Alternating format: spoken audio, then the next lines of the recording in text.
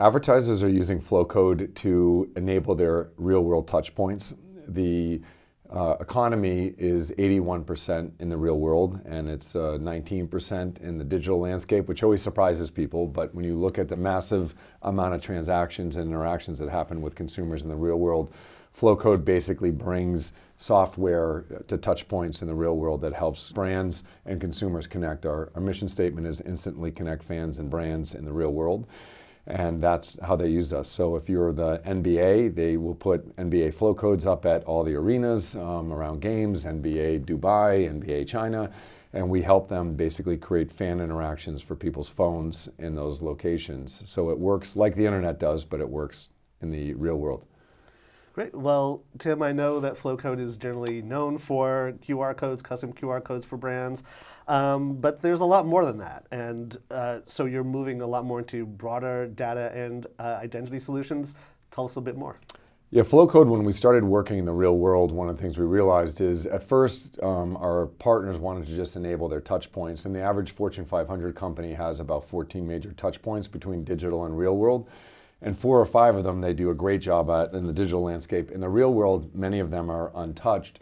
And when we started connecting those consumers to their touch points in the real world, you know, the partners immediately started having requests. They're like, oh wow, these are high value people in high value areas in my channels. Could I connect them in not only into my products and services, but can I connect them into my ID stacks and some of the other things that are going on, as you know better than I do, in the internet landscape today. So we help partners now not just do the touch point side of the product, but also we have a robust ID system that we help. Once you find somebody in the real world and you bring them into your landscape, we have an ID that travels with it. And then most of our partners are integrating that ID into their CDP, CRM, you know, other stacks, and then using those IDs to help retarget in a more efficient way in their online. So we create essentially a real world segment for them in their digital distribution. Tim, you've long championed the intersection of tech and storytelling. I have to ask the inevitable AI question. How does AI impact that? How do you see that? Yeah, first of all, I'm very excited about AI because I think AI, when the internet took off, consumers used it, and it took a long time for businesses to understand how to use the internet. And this is a similar situation, but I think AI, basically with 800 million to 1 billion AI users in the consumer landscape, and the trillions of dollars that are getting invested on the business side, it's going to be a much faster combination. And so I see AI in really kind of like 2 really big segments. One is my business, Flowcode, is I call it C2B, which is we're not B2B or B2C. We start with the C, which is consumers on the touch points. AI is going to be a service that will be on the consumer side touch points. And so we have AI we're building into our systems to help consumers have better AI experiences in the real world. The second piece is on the more B2B side, the C2B. Inside of that B, AI is doing a lot of things to help people consolidate and look at their data differently, their targeting, and also what we're seeing in the last 6 months is creative. And so I think one thing that I'm excited about on the creative front with AI is that AI is really turning into the connected creative. And I think when you think about where AI is going to have a big impact, of course it's going to have an impact on how people look at data and use data, but it's going to have a big impact on the creative landscape about making creative connected. And so AI is in every part of our product right now, and I think it's going to become bigger, faster, and better than the internet. Looking at that creative, connected landscape, commerce, content, and media are increasingly converging. Wanted to get your sense of the biggest opportunities for advertisers as those 3 points converge. Okay, I'm going to go a little against the grain here, which is, I think there are an amazing amount of data-driven systems in advertising right now, and they work well, and they're partially at the big platform companies or in MarTech and AdTech. But I would start off by saying with advertising, and this is the part that's going to go against the grain, I have never seen a bigger time of smaller ideas in the world creatively for advertising. And one of the things that I think is really important is the consumer and the creative. And I think I have 4 C's, which is the consumer, creative, the connection, and the conversion. And I think the first two C's, the consumer and the creative, I think there's probably the largest, in my last 25, 30 years, this is the single largest time for big creative ideas to really break through. And I think the industry has gotten tipped over on the data side, and in a good way because it's very valuable, but I think people have forgotten about the first C, which is the consumer. So I would expect there to be breakout companies in the next 3 to 5 years that are like new generations of creative companies that are thinking about the first C, the consumer, and the second C, which is the creative, which is the big idea.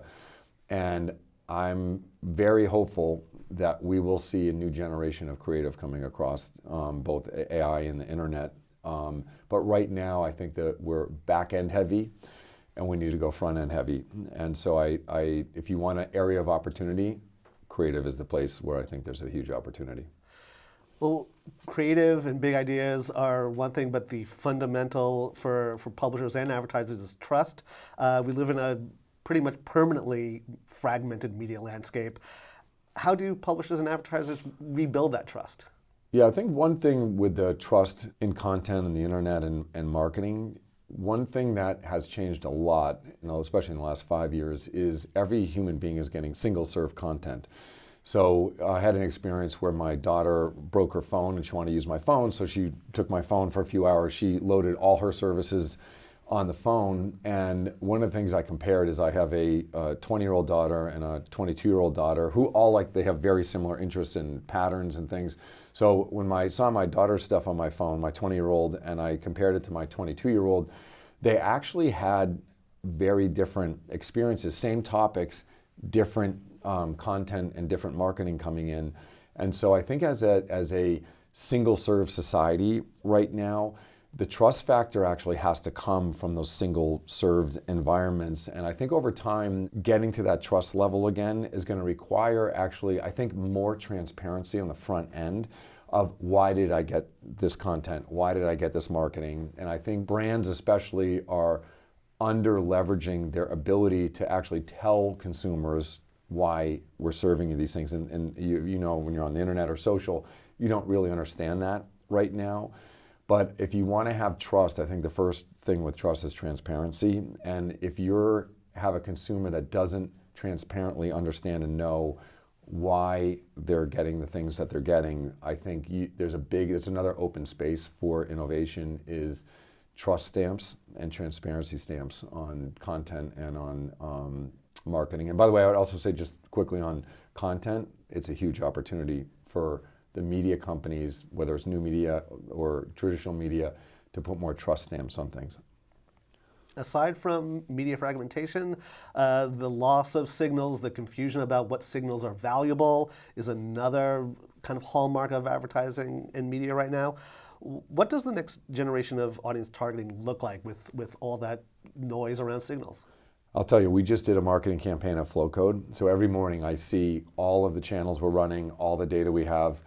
And the biggest surprise for me was the differences in the performance of the campaigns by channel. And the other thing that was really interesting is if you know your ideal customer profile, that if you go to deeply into your marketing plan right now and you look at the ideal customer profiles and you look at which channels are hitting them and which channels aren't, my guess is you would have a large surprise on your hands in terms of the results. And I would say there are channels that before we went into the campaign I thought were incredible for ICP targeting. And the one that I thought would be most incredible turned out to be by far the most expensive and by far the worst performing. And one of the channels I thought was, quote unquote, an older version of how people get information, which was newsletters, is performing incredibly well. And so one of the things that's happening when I say the industry's tipped over to data too much is if your data targeting is not actually performing in the ICP area, your ideal customer profiles, you may be getting a lot of false signals. And in our marketing campaign, because I've dug 3 or 4 levels deep into it, if you just look at level 1, there's a tremendous amount of false signals. And so I think, going back to my original point about the C to B versus B to C or B to B, you got to start with the C.